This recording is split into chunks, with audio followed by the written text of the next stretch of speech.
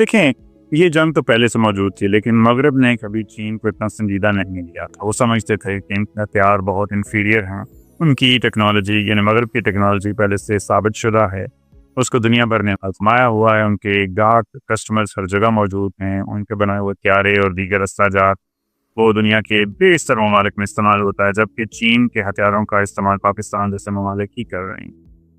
इस एक हवाई झड़प के बाद या इसके अंदर इस्तेमाल होने वाले हथियारों के सामने आने के बाद दुनिया पर ये एक नया राज जो है वो खुला है कि चीनी टेक्नोलॉजी मगरब से इस वक्त बहुत आगे जा चुकी है। इसकी मैं मिसाल आपको यूँ दूंगा कि अमेरिका के आर्सेनल में जो इस वक्त सबसे बेहतरीन कैरा है वो F-35 है, जो कि 5th जनरेशन कैरा है।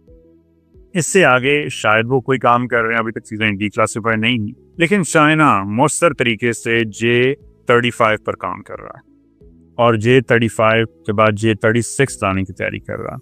तो J-35 जो लेटेस्ट 5th जनरेशन कह रहा है वो तो यूँ समझें कि ये 5.5 तैयारा होगा, जबकि J-20 5th जनरेशन है, उसका एक बेहतर वर्जन J-31 है और J-35 उससे भी अगली नस्ल है, जबकि J-36 6th जनरेशन तैयारा होगा जो 2030 तक इंडक्ट किया जाएगा और वो फुली स्टेल्थ होगा और वो वॉरफेयर का बिल्कुल एक नया कॉन्सेप्ट होगा। यानी वो एक प्यारा नहीं होगा बल्कि वो पूरा एक लीथल सिस्टम होगा जो दुश्मन को तबाह करने के लिए इस्तेमाल किया जाएगा। लेकिन अब जिस चीज़ को मैं जिस पर हैरान हूँ और आपके सामने रखना चाह रहा हूँ वो पाकिस्तान एयरफोर्स का 4.5 जनरेशन तैयारी को इस्तेमाल करते हैं, उसको 6th जनरेशन के इक्विवेलेंट कर, यानी वो चीज़ें जो 2030 में होने जा रही हैं शायद इंडिया 2050 में जाकर करे, वो पाकिस्तान ने 2025 की कर। अब वो कैसे की? अभी साउथ चाइना मॉर्निंग पोस्ट की एक ताज़ा तरीन पोस्ट आई है, उसमें उन्होंने एक आर्टिकल लिखा है जिसमें ये सारी तफसील दी है कि कैसे पाकिस्तान ने ABC सिस्टम को इस्तेमाल किया और उन्होंने लिखा कि एज सिंपल एज ABC, यानी इतना आसान था पाकिस्तान के लिए इंडियन तैयारों को गिराना। अब वो कैसे? एक तो पाकिस्तान अपने इलेक्ट्रॉनिक फुटप्रिंट्स और सैटेलाइट इमेजरी की वजह से इंडिया की सभी एयर बेसिस को देखता था, उन्हें पता था कि कब कहाँ से कौन सी एयर बेस से कौन सा तैयारा हवा में बुलंद, यानी वो पूरी तरह से देख रहे थे। एक ऑल सीइंग आई पाकिस्तान की हवा में मौजूद थी और वो किस तरह से मौजूद होती है, उसमें पाकिस्तान के जो एरियल रेडार्स हैं जिन तौर पर अवैक्स कहते हैं, early warning and control system, वो हवा में उड़ रहे होते हैं। ओवैक्स की मौजूदगी में जबकि पाकिस्तान में 9 यूनिट्स पाकिस्तान एयरफोर्स के पास हैं, उनकी मौजूदगी में आप पूरे इंडिया को देख सकते हैं। तो पाकिस्तान ने क्या किया कि जो इसमें एंटी एयरक्राफ्ट BVR इस्तेमाल किया PL-15, उसकी रेंज 300 किलोमीटर के लगभग है, जिसको इंडिया बड़ा मजाक से कहता था कि ये तो 135 से आगे जा ही नहीं सकता, 135 किलोमीटर, और ये आजमाया हुआ भी नहीं था। तो एक तरह से ये जुआ था जो पाकिस्तान एयरफोर्स ने खेला। इसको अब यूं हुआ कि सिर्फ त्यारे ने इसको फायर नहीं किया, त्यारे ने अपने टारगेट्स को लॉक नहीं किया, त्यारा महज एक ऐसे व्हीकल है जिसने इसको उठाया हुआ था, जिसको इस्तेमाल करने का पूरा एक नेटवर्क कायम किया गया। दुश्मन के त्यारे को देखकर अवैक्स के जरिए जमीन पर मौजूद ग्राउंड सिस्टम ने लॉक किया, जिसको पॉइंट A कहा जाता है। जो त्यारा है वो पॉइंट B है।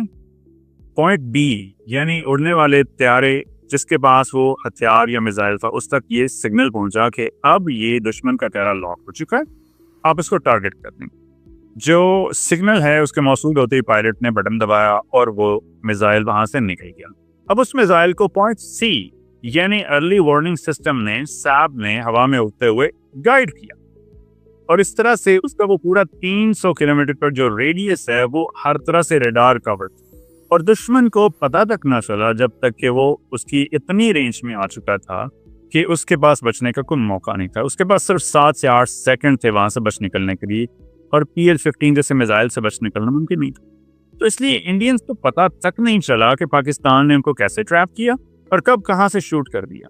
इसकी वजह से फिर क्या हुआ कि जब बाद में इंडिया ने मिसाइल अटैक लॉन्च किया तो दुश्मन के कोई भी त्यारे, यानी पाकिस्तान एयरफोर्स तो फिजा में मौजूद थी, पाकिस्तान एयरफोर्स ने बाकी मिसाइल लॉन्च किए, इंडियन सरजमीन को टारगेट किया, लेकिन इंडिया का कोई त्यारा दोबारा हवा में नहीं। उन्होंने यहाँ तक कि अपने जो राफेल त्यारे हैं वो तकरीबन 300 किलोमीटर दूर यानी बॉर्डर से दूर एक महफूज एयरबेस पर ग्राउंड कर दिए थे। ये इन्होंने दोबारा नहीं उड़ाया, सिर्फ इसलिए फ्रांस और इंडिया की एक कोऑर्डिनेटेड किस्म का एक नया اکیلے کی جنگی پلان تھا جس کو پاکستان نے متعارف کرایا. شاید کسی اور ملک میں بھی یہ ہو, لیکن چونکہ کوئی اور ملک ابھی اس طرح کی جنگی صورتحال میں نہیں ہے, اس لیے انہیں کرنے کا یہ پلان موقع نہیں ملا. پاکستان نے باقاعدہ اس کو ایگزیکیوٹ کر کے دکھایا, اور اسی لیے کہتے ہیں کہ اب یہ ٹیکسٹ بک ایگزامپل بن چکی ہے جسے دنیا کی دیگر ایئر فورسز پڑھائیں گی. اور یہ تھا وہ اس طرح کا ہتھیاروں کا اور ریڈار سسٹم کا ڈپلائمنٹ جو انٹیگریٹ کر کے پاکستان نے اپنے آپ کو ابھی سے 2050 میں پہنچا.